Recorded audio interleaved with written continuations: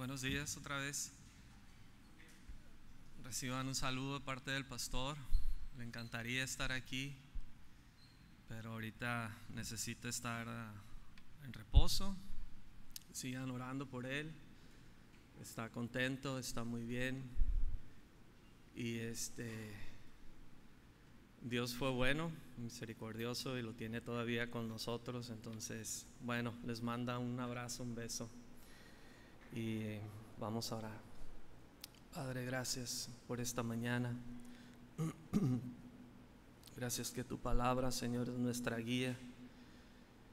Gracias que tú eres nuestro amor, Señor, y estamos aquí para amarte y bendecirte y conocerte un poquito más esta mañana, Señor.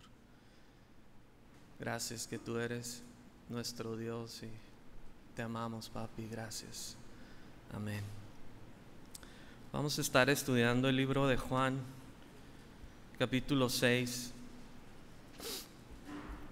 San Juan, capítulo 6.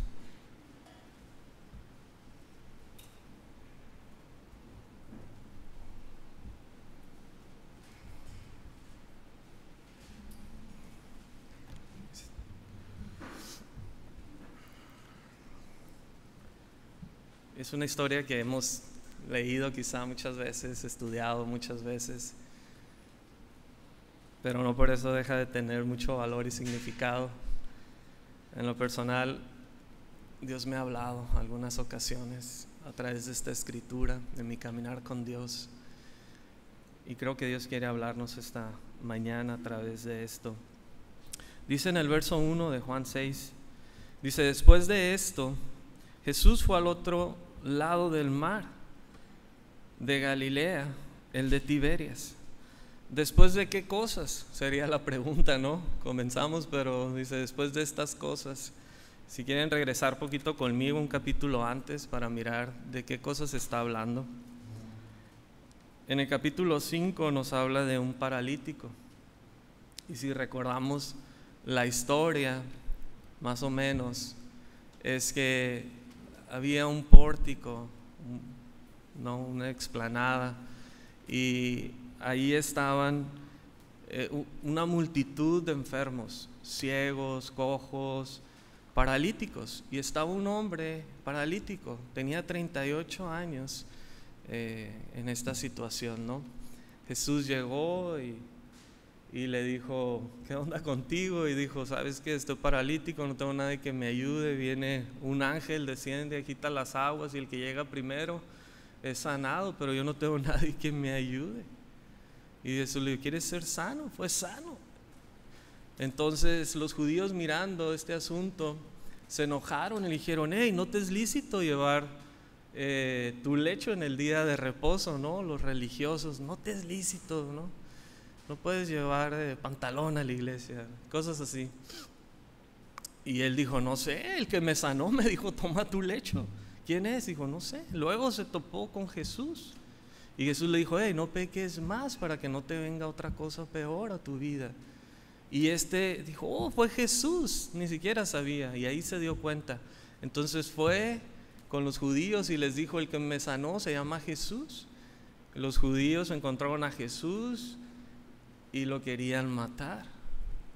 Entonces, después de estas cosas, como comienza el capítulo 6, dice: Jesús se fue al otro lado del mar de Galilea, de Tiberias. No sé tú, pero cuando el asunto se pone difícil, dicen por ahí, cuando el terreno se calienta, ¿qué debemos hacer a veces? Córrele que te alcanzo, ¿no? Se puso fea la situación y no sabemos por qué no dice, pero pues querían matar a Jesús, y Jesús, en su sabiduría, en su prudencia, quizás dijo: hey, vámonos de aquí, vámonos al otro lado del mar. No sé, a lo mejor algunos de los que están casados y a veces la situación se ha puesto difícil en la casa y quieres ser sabio, prudente, y te están tirando con un plato en la cabeza y se pone difícil y dices: bye. Regreso en media hora, ¿no? Entonces puede ser que haya sido esta situación por la cual Jesús decidió llevar a sus discípulos hasta el otro lado del mar.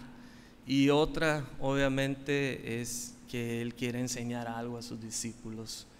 Y es lo que vamos a estar estudiando esta mañana, lo que Jesús tenía para sus discípulos, cómo ser un discípulo, cómo aprender a ser un discípulo, si soy un discípulo realmente o soy de la multitud nada más. Y vamos a estar leyendo, entonces vamos a comenzar ahí en Juan 6, otra vez vamos a leer el 1, dice: después de esto Jesús fue al otro lado del mar, de Galilea, el de Tiberias, y le seguía gran multitud porque veían las señales que hacía en los enfermos. Entonces, desde Jerusalén estaba siguiendo mucha gente al Señor, más cuando miraron las señales que Él estaba haciendo. Comenzó a tener multitud de seguidores, porque Jesús estaba sanando a todo el mundo. Estaba poniendo sus manos y sanando, obviamente. Entonces, imagínate estas multitudes siguiendo al Señor, una ola de miles de gente, como langostas. Ahí está Jesús. Se movía Jesús y ahí va la ola de personas, llegando de un territorio a otro. Y entre la ola de personas, entre la multitud, iban los que tenían necesidades, porque querían que Jesús obrara en su necesidad. Estaban enfermos, imagínate en Betesda, multitud de ciegos, cojos, paralíticos, mancos, etcétera, etcétera, etcétera. Mirando cómo este hombre fue sano, ¡pum!, se levantó y dice: espérate, este tiene toda la vida aquí y ahorita se levanta, toma su lecho y luego se hace un alboroto en el pueblo y dice: yo quiero seguir a Jesús, a ver qué tiene para mí, a ver qué señales puede hacer para mí, a ver cómo puede sanarme. Entonces, entre toda la multitud estaban los que tenían necesidades, que querían que Jesús saciara, por así decirlo. Y ellos le seguían, dice aquí. ¿Por qué? ¿Por qué le seguían? Porque veían las señales. Entonces, ¿es correcto seguir a Jesús por las señales, por las sanidades, por los milagros? ¿Se debe o se puede ser un seguidor de Jesús por las señales? ¿Para qué son las señales? ¿Hacia dónde deben de apuntar las señales? Hacia Jesús, hacia que Él es Dios, hacia la salvación. Entregar mi vida no porque Jesús me sanó, entregar mi vida porque he entendido que Él es Dios y que vino y que dio su vida por mí en la cruz, que es un pecador, ciego, cojo, manco, sordo, y he entendido el amor de Cristo en mi vida. Para eso deben de apuntar las señales. Entonces vemos que estaban todas estas multitudes siguiéndole por diferentes causas, pero muchos por querer ser sanados. Entonces el 3. Entonces subió Jesús a un monte y se sentó ahí con sus discípulos. Estaba mirando los diferentes montes que hay ahí en Tiberias, y hay dos montes. Uno se llama Arbel y otro se llama Nitai. Y son unos montes espectaculares, no muy altos, 300, 400 metros para subir a la punta, pero tienen unos acantilados, unos riscos, unos peñascos impresionantes ahí. Y la vista es espectacular. Les estoy dando el nombre por si un día quieren visitarlo, se toman una selfie, nos la mandan por favor. Entonces, no sabemos cuál monte subió Jesús, pero hay estos dos montes de este lado. Y Jesús dice que subió al monte y se sentó con sus discípulos. Probablemente estaba cansado. ¿Cuántos han subido un monte? Montañita, cerrito, un puentecito. ¿Y cómo terminas? No, bien fatigado, más si fuiste y te comiste 5 tacos antes de subirlo. Entonces probablemente estaban cansados y se sentaron ahí y probablemente estaban descansando. Más o menos la temperatura que hay en esta región son como unos 28, 30 grados, tipo ensenadita, llegándote la brisa del mar, estás medio sudado y estás ahí nomás, ay. Y Jesús se sentó con sus discípulos, tal vez a descansar. Ahora, ¿qué es un discípulo?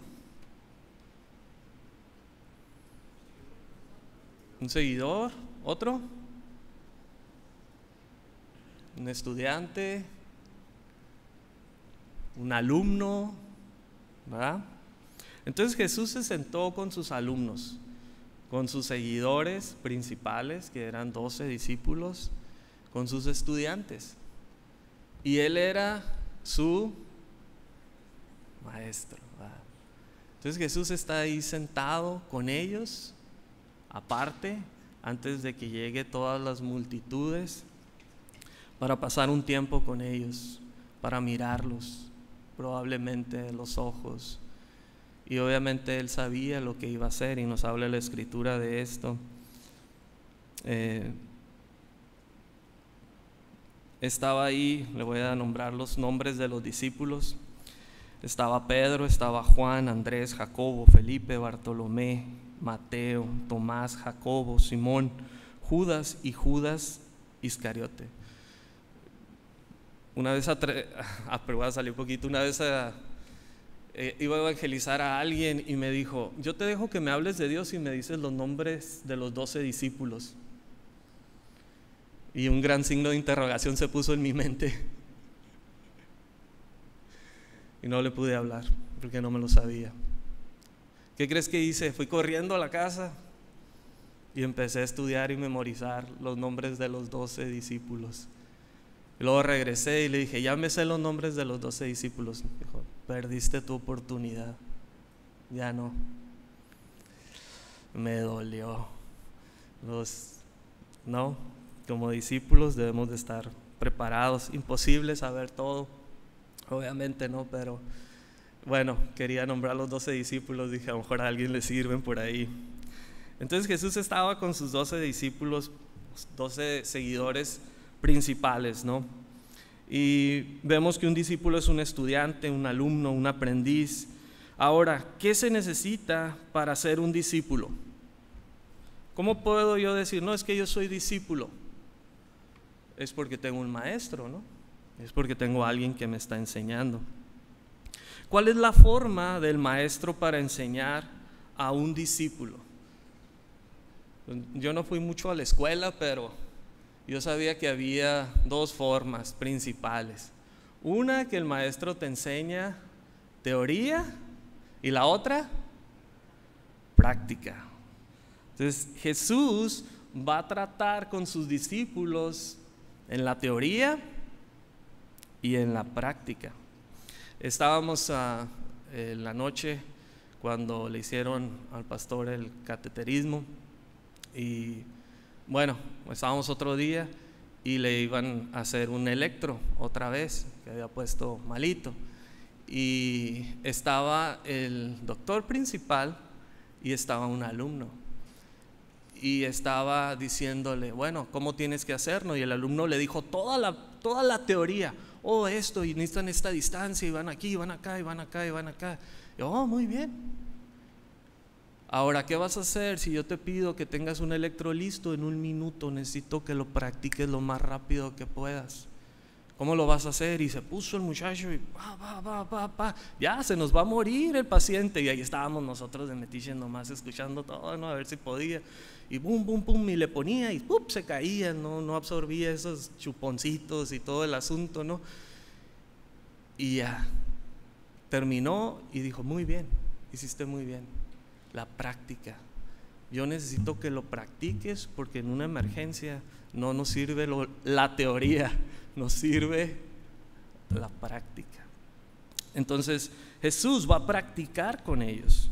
A veces nosotros como discípulos tenemos una parte de la enseñanza. Muchas personas o algunos de nosotros escuchamos muchos estudios de la palabra de Dios y cultivamos el conocimiento de Dios. Decimos, oh, yo escucho al pastor Juan los domingos, luego voy a mi casa, escucho a John MacArthur, y luego escucho a Chuck Smith, y luego escucho y nos llenamos de enseñanzas, de teoría. Pero luego cuando vemos nuestras vidas, estoy metido en fornicación, adulterio, estoy mintiendo en mi trabajo, estoy robando algo, estoy engañando. Entonces el asunto debe ser completo. Debemos tener teoría, pero debemos de tener práctica. La palabra de Dios dice, no seas tan solo oidor, sino hacedor de la palabra. Como sus discípulos tenemos su palabra, pero no solo para escucharla y decir, oh, qué buen mensaje dio el pastor Juan esta tarde o este día, sino tenemos su palabra para vivirla, practicarla. Y es emocionante practicar la palabra de Dios. Hombre, hay vida cuando practicas la palabra de Dios como su discípulo. Hay problemas, circunstancias y pruebas, y Jesús los va a llevar a este punto. Entonces, verso 4, estaba cerca la Pascua, la fiesta de los judíos. Entonces, en esta celebración de la Pascua venían personas de alrededor que vivían hasta en otros países, en otras regiones, y se acercaban a Jerusalén y sus alrededores, y se llenaba el lugar. Por eso había multitud de personas en Jerusalén y sus alrededores. Ellos venían a hacer la celebración de la Pascua. Entonces había multitudes ahí. Pero en este punto que estamos, los discípulos no sabían nada. Ellos no sabían lo que Jesús iba a hacer o por qué Jesús los estaba encaminando. Hey, vámonos de aquí. Hey, vamos a pasar al otro lado del mar. Hey, vamos a subir al monte. Hey, siéntense conmigo. Pero ¿qué hicieron ellos?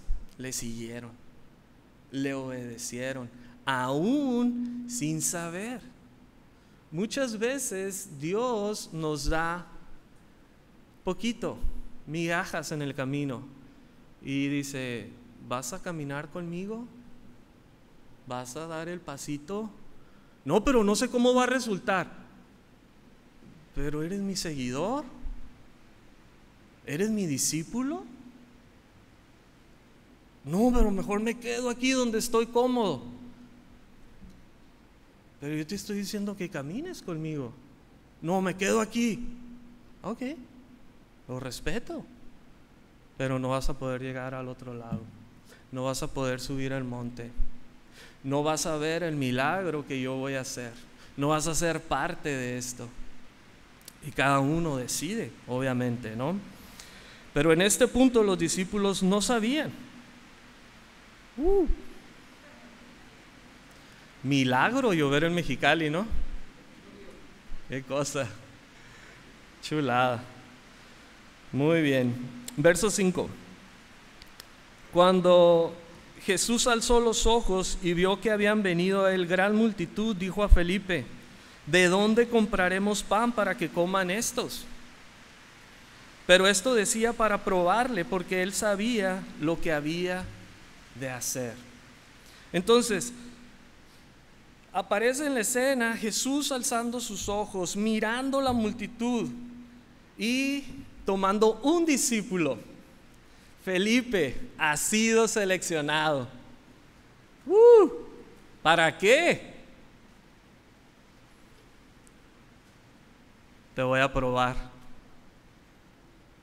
Pon tu nombre en el examen, Felipe. ¿Estás listo? Seguramente no estaba listo. Jesús sentado, y es nada más una teoría, yo puedo imaginarme a Jesús mirando a sus discípulos, sentado con ellos descansando, y diciendo: ¿qué, papi? ¿Cómo vamos a enseñar a estos jóvenes? Ya viene la multitud, no han comido en mucho tiempo, están hambrientos, están necesitados. ¿Cómo vamos a hacer esto? Jesús tenía el poder de hacerlo solo, ¿sí o no? ¿Ocupaba ayuda de Felipe? No. ¿Jesús ocupa nuestra ayuda como sus discípulos? No. Pero quiere enseñarnos, quiere que participemos, quiere que aprendamos cómo hacerlo.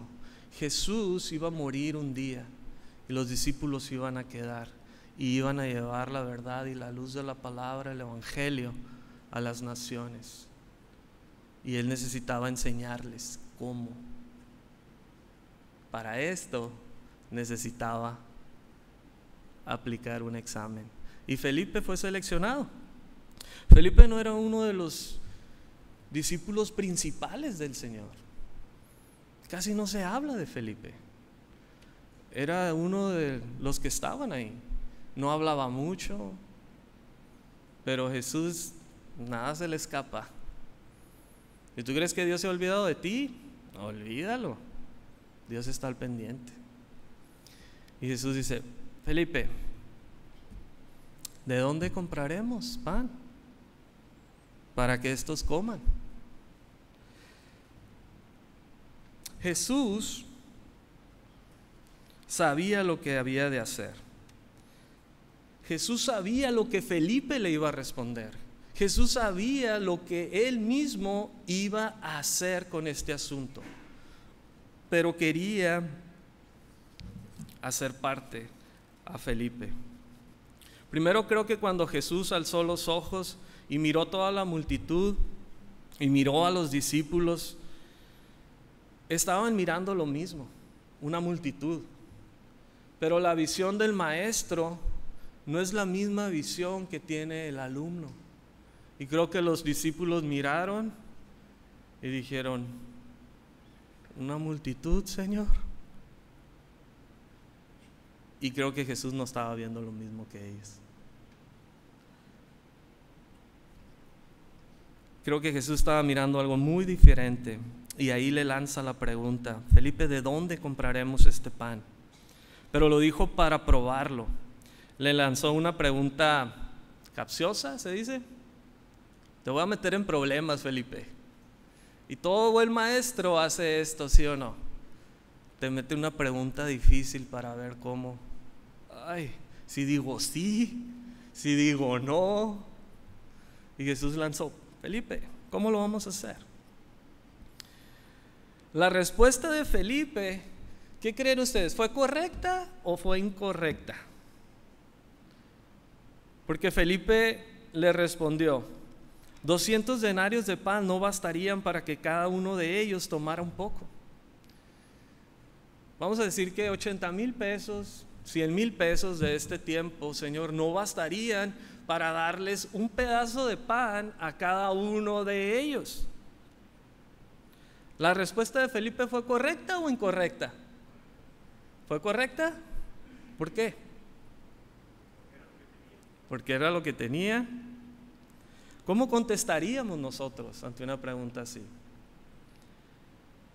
Es una multitud de 5,000 hombres, más niños, más mujeres, y lo que mis ojos pueden ver son 10,000 personas, 12,000, 15,000, 13,500, no sabemos con exactitud, solo se cuentan 5,000 hombres.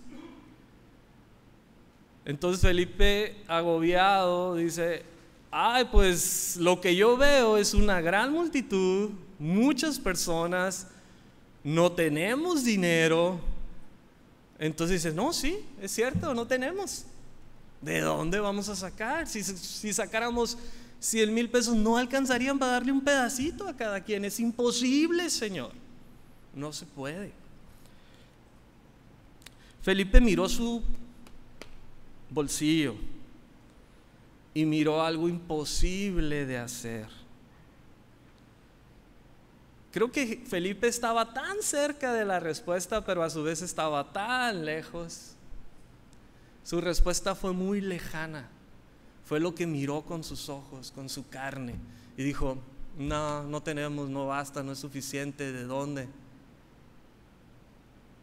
Y Felipe había caminado con Jesús como su discípulo. Había visto cómo Jesús en Caná de Galilea había hecho el milagro de convertir el agua y el vino para las bodas. Había visto sanar al paralítico en el estanque de Betesda. Sabía que era el Hijo de Dios y lo tenía enfrente o a un lado de sus ojos. Estaba tan cerca de decir: Señor, tú puedes hacer el milagro, tú puedes multiplicar el centavo que tenemos, pero no lo vio. Estaba tan cerca de Jesús, pero tan lejos. A veces como discípulos tenemos una circunstancia en nuestras vidas, somos probados y la respuesta está ahí: clama a mí, yo te responderé. Y tú dices: no, no tengo, y me rindo. No puedo con esta prueba, no puedo con esta dificultad. Y estamos tan cerca, pero tan lejos. En cambio, Jesús alzó los ojos antes de preguntarle a Felipe. Y creo que los dos estaban viendo lo mismo, pero Jesús miró una multitud, pero él miró una multitud necesitada. Felipe quizás miró problemas, digo, ¿cómo vamos a servir a estas gentes? Y Jesús miró el cojo que apenas podía caminar. ¿Cómo va a subir este cojo al monte? ¿Quién lo va a ayudar? ¿Cómo va a seguir imposibilitado? ¿Cómo van a cargar este paralítico? Ayudado por su familia. O miró el bebé enfermo, o la niña, o el niño, o el adulto. Y él miró gente que necesitaba de él, que lo estaba siguiendo quizás por una causa que no era. Pero Dios es compasivo, misericordioso. En otras partes de la Escritura dice que Jesús miraba a la multitud y tenía compasión de ellas, porque los miraba como ovejas que no tenían pastor. Y Él es el dulce pastor, obviamente. Muy diferente las miradas de uno y el otro. Jesús miró todos los Capilla Calvario subiendo al monte. ¿Cuántos de nosotros no llegamos cojos, ciegos, orgullosos, altivos, necesitados del amor de Cristo? Y Jesús no nos vio como Felipe, como un problema, y dijo: no. Jesús nos vio necesitados de Él. Muchos llegamos por circunstancias y caminos diferentes, y a lo mejor algunos no eran los correctos de llegar a Cristo, pero Él nos amó. Hizo el milagro de salvar a un pecador como nosotros. Amén.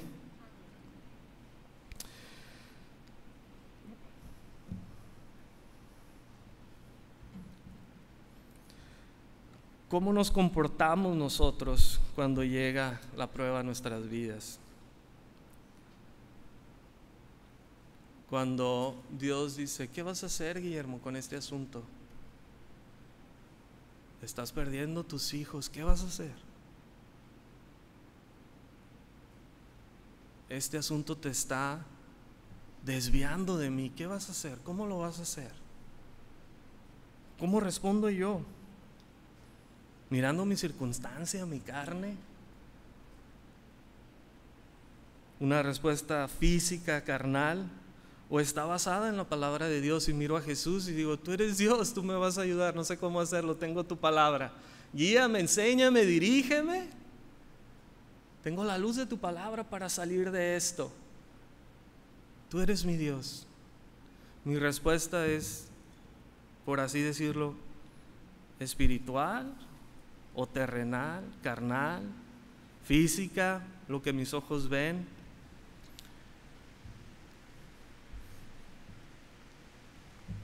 Muchas veces yo no tengo que saber lo que va a venir a futuro, o nunca sé más bien lo que viene a futuro en la prueba, pero es algo bueno para mi vida si proviene de Dios. Y aprendemos. Algunas ocasiones, como discípulo del pastor Juan, el pastor Juan llega y dice: Memo, ven conmigo. No me dice nada, nomás me dice: ven conmigo. Y ahí voy, atrás de él. Y digo, conociendo al pastor Juan, digo: ¿en qué nos vamos a meter ahora? Señor, estés conmigo. No tengo miedo porque el pastor es bien valiente. Yo soy el miedoso. Y vamos, miramos el asunto, y muchas veces el pastor me dice: ¿qué harías tú?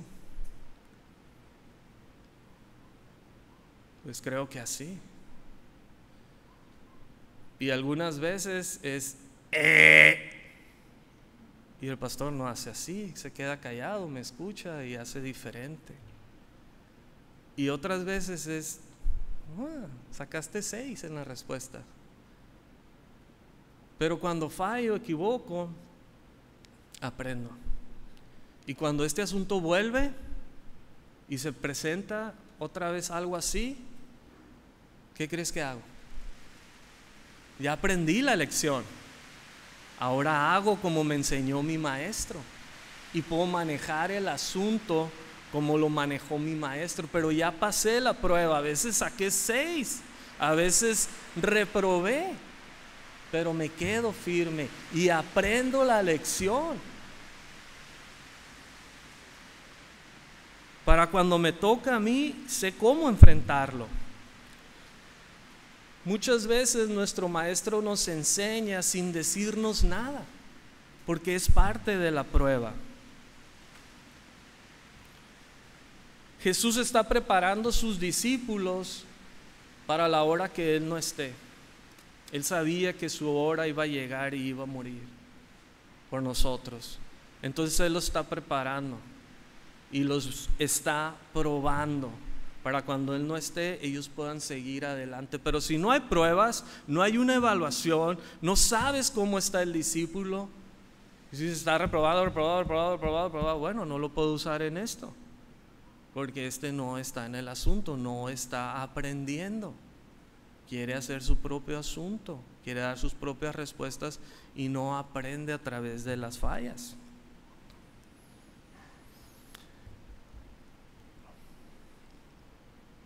Felipe a lo mejor falló en su respuesta, pero permaneció. Y más adelante en el libro de los Hechos miramos a Felipe guiado por el Espíritu Santo y dice: ve para acá, y va. Y dice: acércate al carro. ¿De quién? Del etíope.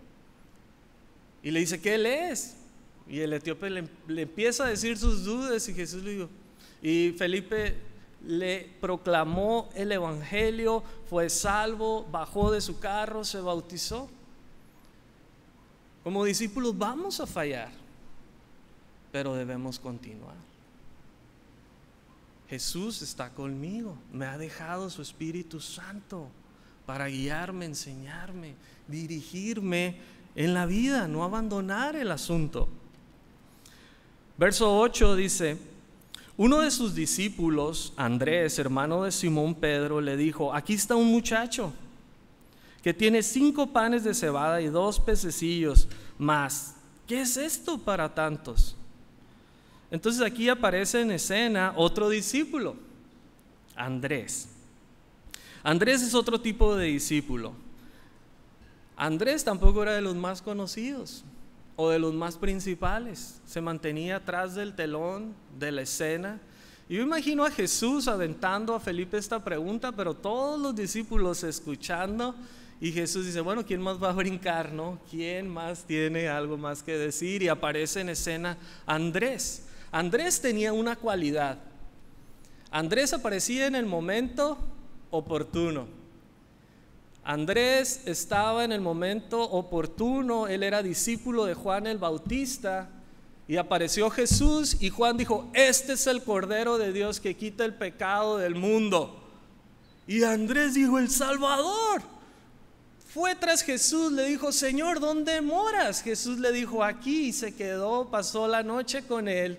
Otro día fue corriendo por su hermano Pedro: Simón, hemos encontrado al Mesías. Jesús lo miró a Pedro y le dijo: tú eres Simón, hijo de Jonás, tú serás llamado Cefas, Pedro, la piedra. Andrés tenía esta cualidad, aparecía en el momento oportuno, pero se mantenía atrás de la escena. Hay discípulos de todo tipo. Están los que nadie mira, pero hacen un trabajo increíble. Y están los que todos miran y también hacen un buen trabajo. Para Dios, ¿cuál es el más importante? Los dos. Él ve el corazón de cada uno de sus discípulos. Entonces aparece Andrés y Andrés dice: aquí está el muchacho. Dice: Felipe dijo: no hay, y no hay. Y se quedó estancado ahí. Pero Andrés dice: espérate, aquí hay un joven que trae 5 panes de cebada y trae 2 pececillos. Pero ¿qué es esto? Es una multitud de 10, 12 mil personas. ¿Qué podemos hacer con esto? Pero de cierta forma Andrés llegó con algo en sus manos. Un poquito, no era mucho, pero era suficiente. Le das con qué trabajar al maestro. Y Andrés llega a los pies del maestro y dice: esto es lo que hay. Y Jesús dice: ok, ¿qué creen? A chambear, vamos a trabajar. Ahora, detrás de Andrés aparece alguien que no sabemos su nombre, no sabemos nada de él, y es un muchacho, es un joven. Y el joven tenía los 5 panes y los 2 pececillos, ¿no? Y hasta dice pececillos porque me imagino que eran una cosita así, una mini sardina, no sé. Y este joven nadie lo conoce y nadie sabe, pero está trayendo a Jesús lo que él tiene. A lo mejor era su lonche, a lo mejor era discípulo y corriendo su mamá le echó en un saco: ahí llévate 5 panes y 2 pescados. Y era su lonche para toda la travesía. Pero él miró y actuó y dijo: hey, aquí está esto. Y Andrés lo llevó, dijo: vamos a ver qué puede hacer el maestro. Ahora, Dios puede usar lo poquito que cada uno como discípulo tiene que ofrecerle para poder ser parte del milagro que Dios quiere hacer juntos como cuerpo, o en tu vida personal, o con tu familia, o en tu trabajo, en las diferentes circunstancias que cada uno de nosotros enfrenta en el día a día. Lo importante es venir con lo que tenemos. No importa si eres visto, si no eres visto, nadie sabe quién era este joven. Y más aún, ¿quién hizo el pan? ¿Quién sabe? A lo mejor lo compró de camino. A lo mejor una mujer judía muy pobre. En la región cosechaban cebada y hacía estos panes para vender. O quizás fue la madre del joven. No sabemos. Pero Dios sí sabe. Y fue parte crucial del milagro, ¿sí o no? Sí. Nunca minimicemos lo que Dios puede hacer con algo que para nosotros puede ser insignificante.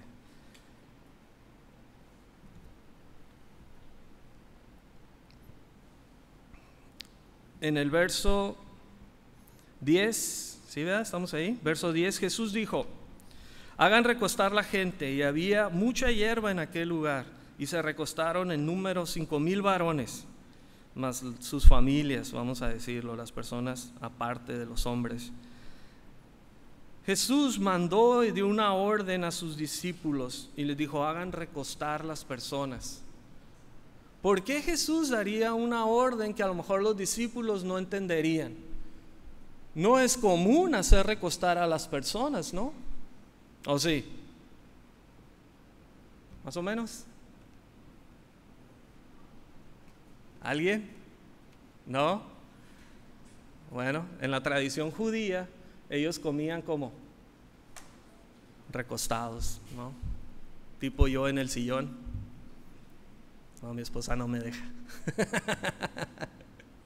Y no soy judío. Ellos comían recostados. Entonces lo que está dando Jesús está dando a entender Jesús es: prepárate, preparen el terreno porque viene un gran milagro.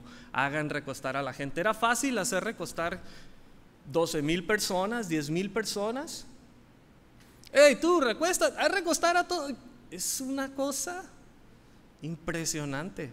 En Valle de Puebla, nosotros los domingos nos juntamos al final y nuestro pastor ora por nosotros al final.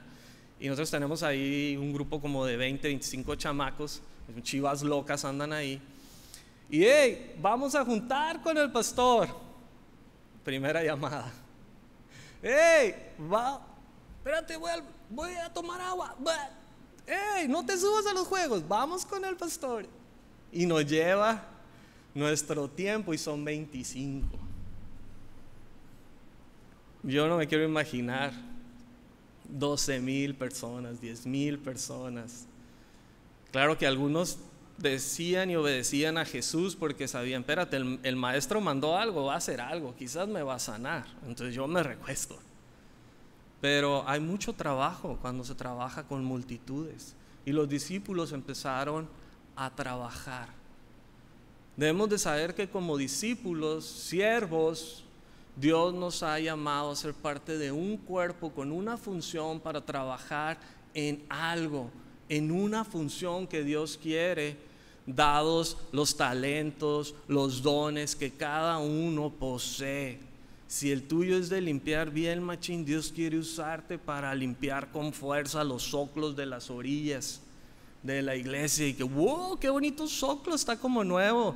Y tú con el cepillito de dientes aquí, chin, chin, todo lo que da. Entonces Dios puso a trabajar a los discípulos.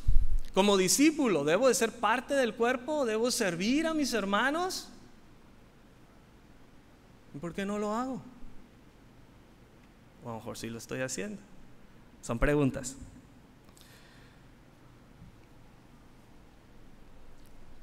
Entonces, verso 11. Bueno, una cosa más de los discípulos es que ellos no se recostaron junto con la multitud. Ellos acomodaron todo el asunto para que Jesús pudiera obrar. Dios nos manda muchas veces a preparar el camino, como Juan el Bautista, a preparar el terreno. Muchos discípulos se sientan en el camino y dicen: sí, el evento también es para mí. ¿Dónde están los tacos? Dios te puso a servir los tacos, no a comértelos. Ellos eran parte muy diferente, el discípulo a la multitud. La multitud se recostaba, recibía el favor, disfrutaba del milagro. El discípulo trabajaba y disfrutaba de diferente forma, porque es un honor y es un placer servir al pueblo. Verso 11: Jesús tomó aquellos panes y habiendo dado gracias, le repartió entre los discípulos, y los discípulos entre los que estaban recostados, asimismo de los peces, cuanto querían. Primero que nada, Jesús tomó aquellos panes y 2 pescados en sus manos y los multiplicó.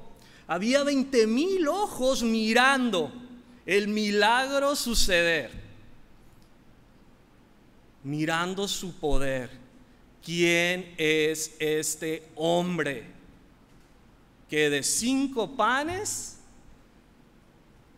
llena una multitud de cestas y no deja de fluir y no deja de dar? Me está dando todo lo que quiero. Si yo me comí ya los 5 panes, ¿a quién está dando? ¿De dónde está dando los demás panes? porque el milagro está sucediendo. Aquellos panes y peces fueron ofrecidos por el muchacho que no eran nada, pero en las manos de Jesús terminaron siendo todo. Y aquel día más de 10,000 personas fueron alimentados por el milagro de Jesús.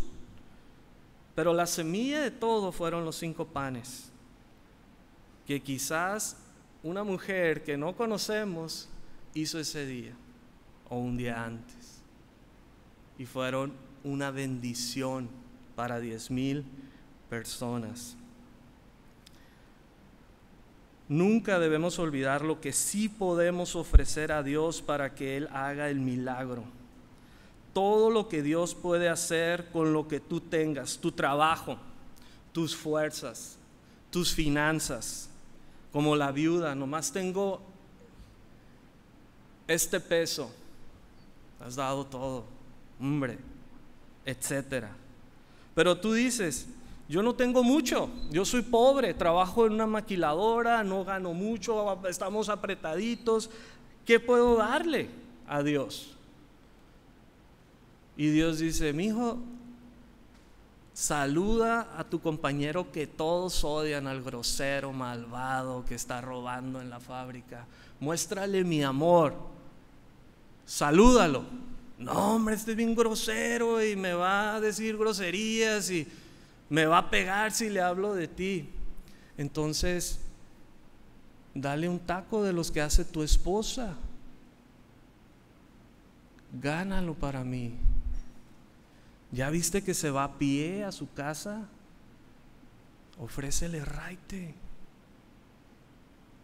O camina con él y luego vas a tu casa. Muéstrale mi amor. Y haces esto y un día dice, yo voy contigo a la iglesia, tú caminas conmigo a mi casa, tú me das raite, yo voy contigo. Y viene y Dios lo salva. Y salva a sus hijos, su esposa. Pero no era nada lo que podía ofrecerle. Ajá, pero en las manos del maestro puede ser multiplicado. Nunca menospreciemos lo que podemos hacer. Dices, no, pues yo estoy sola en mi casa, soy una viuda, o estoy divorciada, o diferentes circunstancias. ¿Qué le puedo ofrecer a Dios? Y Dios dice, ¿ya viste tu vecina? La que nadie quiere en la cuadra por chismosa, y tú le sacas la vuelta. ¿Por qué no le regalas tu teléfono? Mi teléfono celular, no, la planta que tienes colgada. ¿Se llaman teléfono? ¿Sí, no? Le gustan las plantas. Regálale tu teléfono. Y todos se asustaron, mi iPhone, no. Y cuando vas al mandado, de lo que te sobra de una despensita, sus hijos no la visitan, nadie la quiere, pobrecita. Tú puedes. Y cuando cocinas esos frijoles refritos que haces, que te quedan bien buenos, ponles queso y aguacate y llévale un poquito. ¿Cuánto les dio hambre? Y dile que yo la amo. Y un día ella dice, bueno, háblame más de Dios. Y le predicas el evangelio y dice, sí creo, acepto al Señor, ¿cómo lo hago? Y ¡boom! Dios multiplicó lo poquito que tú podías hacer. Tú dices, soy pobre, no tengo dinero, yo no puedo dar un peso extra. Y Dios dice, pon el peso. Yo voy a suplir conforme a mis riquezas en gloria. Busca el reino de Dios, su justicia, y todo vendrá por añadido. Pero es el Arizona que me tomo en la venta. Y Dios construye un edificio así, de tus ofrendas. Y dices, ¿what? Dios es bueno, ¿no? Verso 12.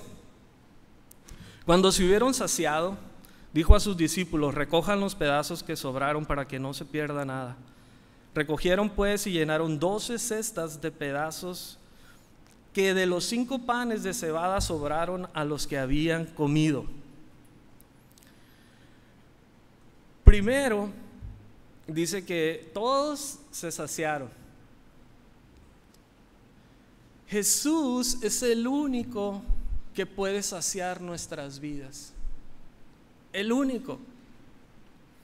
Fuera de Él no hay nada, no hay nadie que pueda saciarme. El ojo no se cansa de ver. Los deseos de mi corazón no se cansan de desear otra cosa. Los pensamientos de mi alma, ay, si tan solo descansara más, si tuviera más vacaciones, ya conocí este lugar, ahora voy a este, y voy a este, y voy a este, y regreso, y es lo mismo, y no estoy saciado. Tengo un carro, quiero otro, no, esa es mejor marca, tiene esto, tiene esto, tiene esto. Está bien, pero no me sacia, no me llena. Tengo esto, quiero el otro. Pero Jesús es el único que puede saciar, y ese día todos terminaron saciados por el pan. Pero Jesús es el pan de vida. Es el pan que descendió del cielo. En la comunión Jesús dijo: este es mi cuerpo que por ustedes es partido con el pan. Jesús es el pan que puede saciar tu vida. Si tú no le has conocido, hoy tienes la oportunidad de entregar tu vida a Él y ser saciado. Jesús tiene la forma en que hace las cosas. Jesús no necesitaba de nadie, Él no necesitaba ayudantes, no necesitaba a Felipe, tampoco a Andrés. Pero Andrés consiguió un poquito, y con esto le dio a Jesús con qué trabajar para hacer el milagro. Hubo 5 panes, 2 peces. Entonces comenzó a trabajar, puso a servir a los 12 discípulos, recostaron las personas, Él dio gracias y el milagro sucedió. ¿Cómo fue que las canastas se llenaron? No sabemos, pero nunca faltó. Lo que sabemos es que los discípulos dieron de lo que ellos recibieron de parte de Jesús. La palabra de Dios dice: den de gracia lo que han recibido, de gracia. No hay nada que nosotros no hayamos recibido. Sean nuestras fuerzas, nuestras finanzas, nuestros dones, nuestros talentos, no son nuestros, los recibimos de mano de Jesús. Y Dios quiere que lo pongamos a disposición de la obra.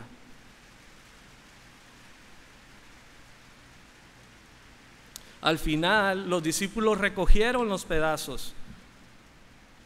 Algo de ser discípulo y no ser de la multitud.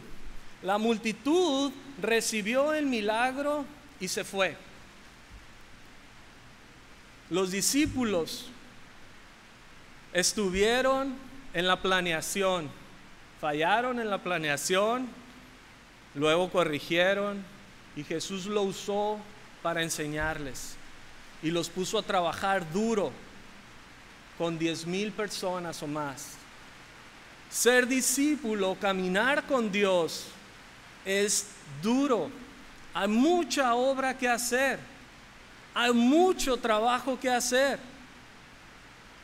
No cualquiera es un discípulo realmente. Muchos pensamos ser discípulos, pero tan solo somos seguidores. No estamos aprendiendo de Dios. No usamos los ejemplos que Cristo puso a nuestro alcance para salir en medio de la prueba, en medio de las dificultades, en medio de las circunstancias. Y pensamos que somos discípulos, pero hacemos como hace el mundo. Esto no es ser un discípulo. El mundo se va, recibe su milagro y se va. Pero el discípulo empezó antes que ninguno el milagro y terminó después que todos. Algunos se enojan conmigo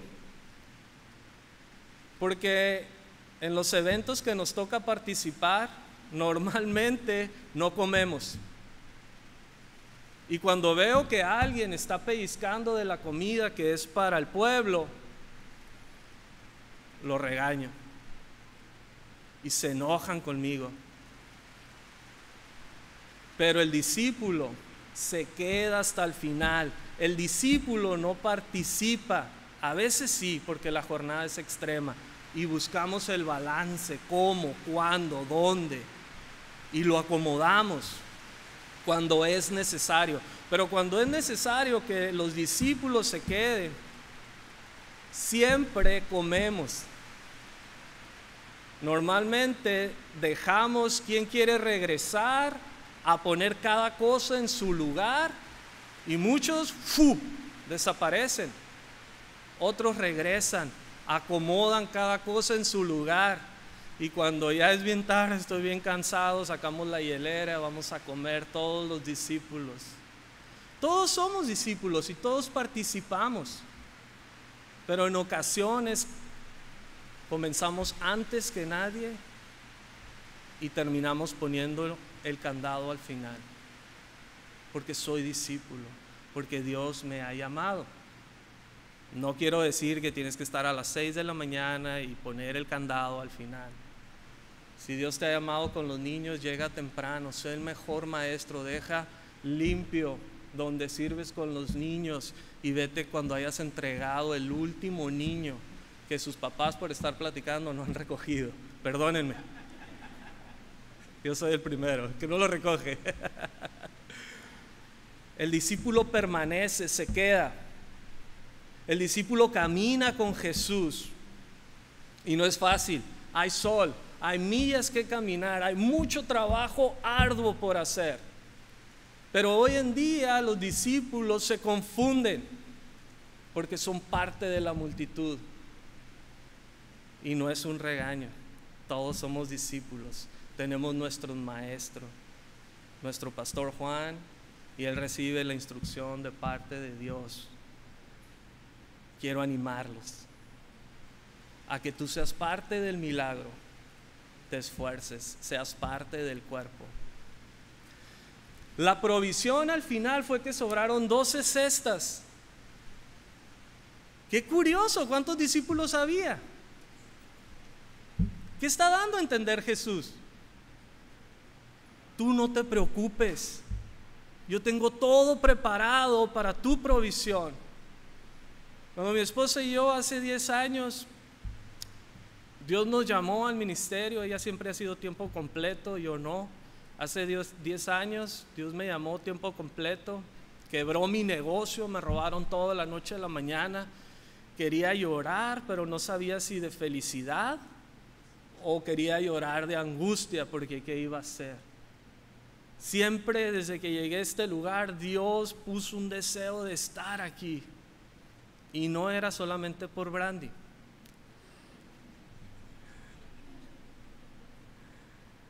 De verdad mi corazón quería estar aquí. Dios puso ese deseo y cuando tenía tiempo yo venía con Pedro el Dedo, que no está hoy.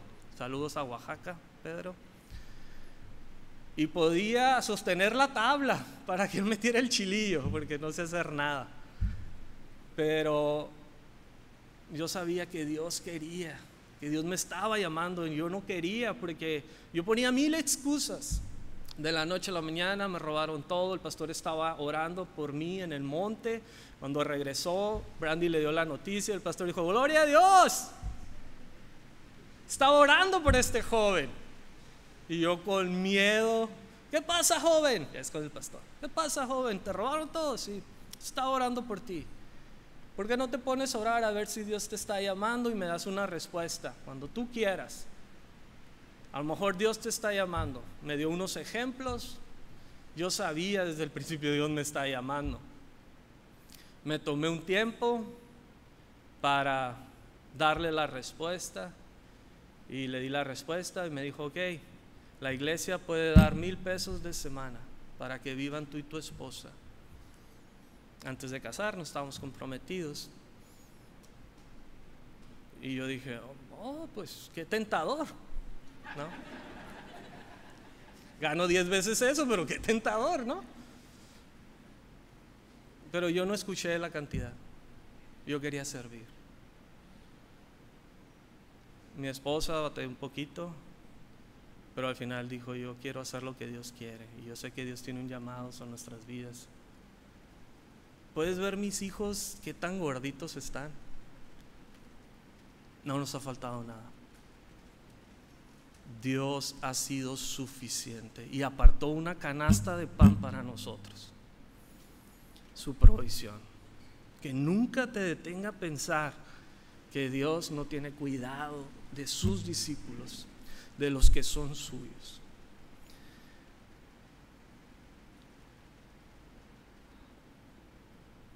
¿Eres discípulo